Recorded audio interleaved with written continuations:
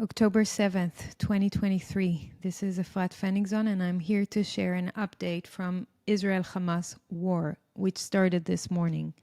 I'm going to share some key details and concerns, mostly based on Israeli citizens' voices from the ground and based on official statements. This is a very tough day for me and for us in Israel, and it is tough for people of Palestine too, especially now that Israel is starting to attack back. This war and every war is a horrible thing for everyone involved, except for those who get rich from it, right? This morning, around 6 a.m., around sunrise, hundreds of Hamas terrorists, at least 300, breached the border fence in multiple places, completely unimpeded, leading to terror attacks and kidnappings in Israeli towns or villages. The terrorists infiltrated a significant number of dry land outposts, as well as a naval infiltration point in Zikim. As we speak, Israel is actively engaged in combat in 22 outposts. This is from the IDF statement, the official statement. The attacks have already resulted in over 100 casualties and more than 100 kidnaps of Israeli citizens. In one village, 50 Israelis have been taken hostage, leaving people locked in shelters for long periods of 8 to 9 hours without rescue.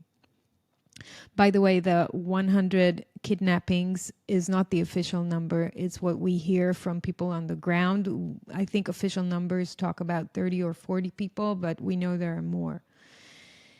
In some places, the terrorists were burning the village and people didn't know if to leave the shelter and surrender or stay and pray for the fire to not reach them.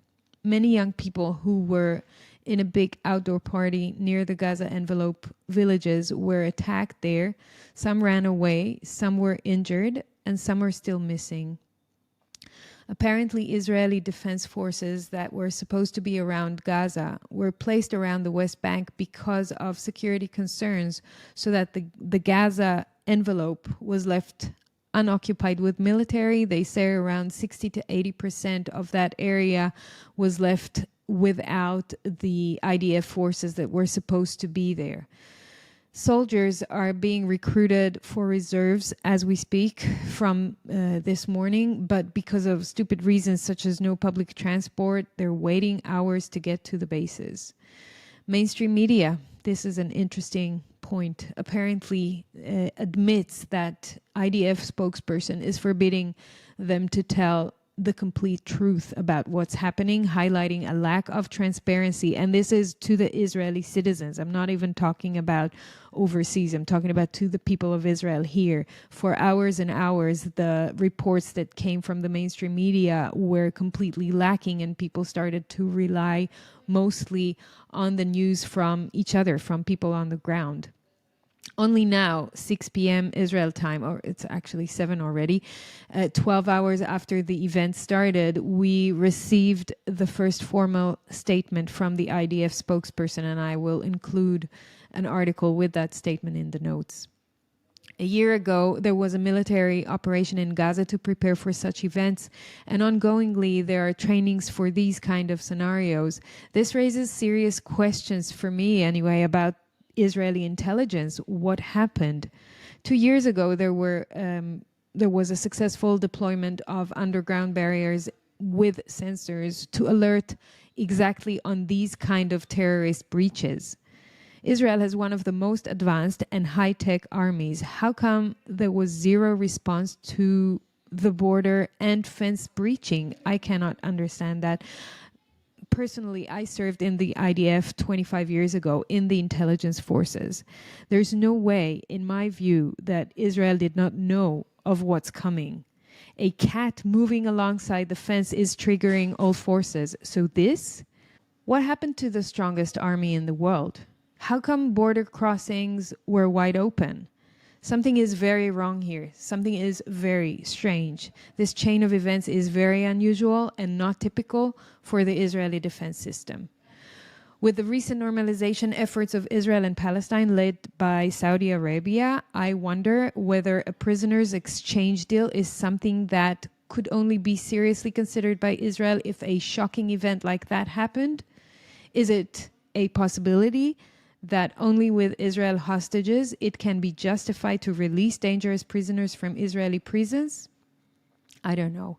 Mainstream media reported that Deputy Hamas leader Salah al-Aruri suggests using Israeli prisoners for leverage in negotiations. So maybe.